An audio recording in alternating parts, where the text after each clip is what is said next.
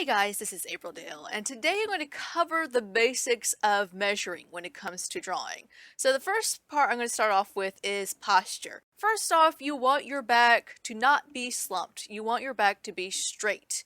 Another thing that you want to avoid doing as well is to have a bent arm. You don't want your elbow bent. You want your arm to be straight out. And the main reason for these two things is if you're shifting around frequently, this is going to mess up your measurements. Another thing you want to avoid doing, this is a very common tendency for people to do, is bend your wrist. You want your pen to be, or pencil to be straight up and down. You don't want to bend it forward.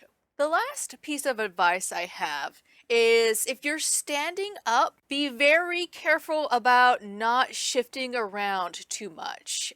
When it comes to measuring, it's going to be quite uncomfortable, but the more rigid you are, the less movement you do, the more likely that your measurements are not going to be skewed. Because if you move how you see the still life, so if you change the angle that you view it, or you become closer to the objects or farther away as you're measuring, things are going to not be correct. Things are going to go off track very quickly. Alright, so let's actually discuss the process of measuring. So first, close an eye, and then stretch out your pencil and line the top of your pen or pencil to the edge of an object. So here I have a bottle. And to mark off that width, use your finger, use your thumb. Now, after you've done this, you want to figure out how many times the width goes into the height. So we're going to come up with a ratio that we can use when we draw this object on our paper. So here I've marked off the width of the bottle, and let's see how many times the width of the bottle goes into the height. So it goes into it 1, 2, and a half. So when I draw this bottle, I know when I'm measuring it out onto paper that the width of the bottle should go into the height 2.5 times. So when I measure my bottle here, when I check the width to the height, it only goes into it twice, so I know it's too short. One other thing you can do with a particular width of an object is measure negative space. So measure the space in between objects. So in this instance, when I measure out the space between this bottle and the orange, the width between these two objects is the actual width of the bottle. Now, oftentimes it won't be this convenient, but sometimes you get very lucky or you'll get a very close estimate of width of a particular space, or you can use it to measure the width of another object like the orange. The orange is also about the same width as the bottle. Another tip that I have for you guys is to pay attention to the placement of objects, to how close they are to you as far as your perspective goes. So you can do this by lining up your pencil to the bottom or top of an object and see how it hits another object. So pay attention to where the bottom of the orange lines up to the height of the bottle. Also, when you're drawing something out, don't be afraid to make a lot of lines. As long as you don't put a lot of pressure on your pencil when you're drawing out measurement lines, they are going to erase away. And the more information you have on your sheet of paper, the more likely you're going to draw objects correct. One other tip I have for you guys is if you struggle with drawing objects symmetrical, you should draw a line straight through the middle of your object. This can help you see if something is off, if something is wonky. So for example, in this bottle, because I draw the line through the center, I can see that the bottom part of it inclines. It goes in when it should actually be straight. So I can fatten out the bottom, make it symmetrical. Alright, so we're at the point in which we can start talking about how to measure boxes. So I'm going to cover measurement, but I'm also going to cover perspective a little bit because that is very beneficial to know when it comes to drawing these structures. So we're going to start off with a 1-point perspective box, and with 1-point perspective, you're only going to see two sides. So we're going to measure it just like the bottle. I'm taking the height of one edge, and I'm going to see how many times it goes into the width. So it goes into the width 1, 2, and about 1/4. You can also take this and measure the top of the box. So the top of the box, compared to the height of that edge, is about 1/5. One thing that throws people off when it comes to drawing boxes are the angles. When it comes to angles, one thing you should check for is to make sure that they recede into space, that the two lines receding into space are going to meet up eventually. If they do not, then your perspective is off. So with 1 point perspective, the only two lines that are angled are those two on the top of the box. Everything else should be perfectly straight up and down, parallel to each other, or perpendicular to each other. If you want to get a rough estimate of an angle, one other thing that you can do is line up your pencil to that edge, making sure that that pencil is still straight up and down. This is an instance in which a lot of students will move their pencil and aim it forward. You don't want to do that. Make sure it's straight up and down. Line it up with that angle. Keep your arm steady and drag it to your paper and trace it, and you will have an estimate of that angle. So then after you do that, you should do some measurements to make sure that it's correct, or tweak it to the point in which it looks like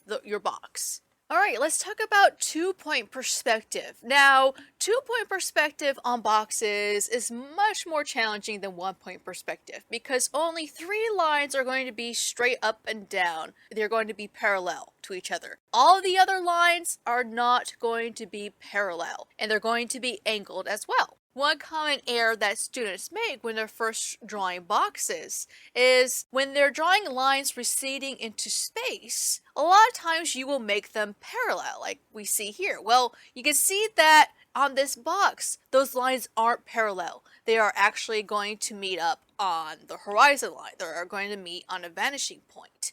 So be very careful of that. If that's not happening, if those lines are never going to meet, that means something is off as far as your angles go. Alright, so just like before, we're going to measure out the box. So this time I'm going to use the width of a side of the box and see how many times it goes into the other side. So this side of the box goes into the other 1.5 times, just about. You can also use this width to measure the height.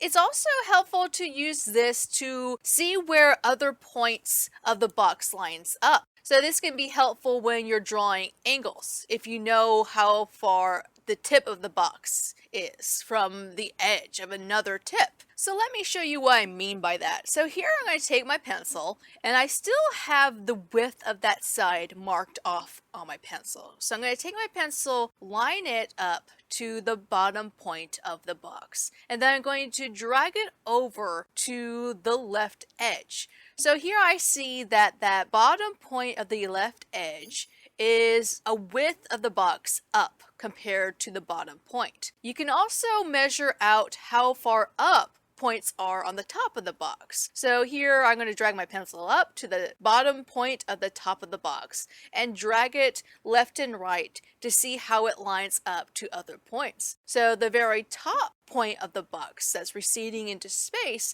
is almost the same height when compared to that width of the box. One other thing that you should do when you're drawing out angles on these 2-point perspective boxes is lining up your pencil with the points of the back edge. That can help you as far as placing it. And you can also measure the distance of the back point compared to the line, the angle in the middle of the box. Now let me show you guys how I use this information to check my measurements on these 2-dimensional boxes. So here I have a drawing of that same box, and this is the bottom edge. I know something is off. So I'm going to check the left angle. And here I drag my pencil down and I have the width marked off. And I'm going to drag it over. And I see that it's not that width high up on the left side. So to fix this, I have to raise that point up so that it does match that measurement. Now let's go to the top of the box.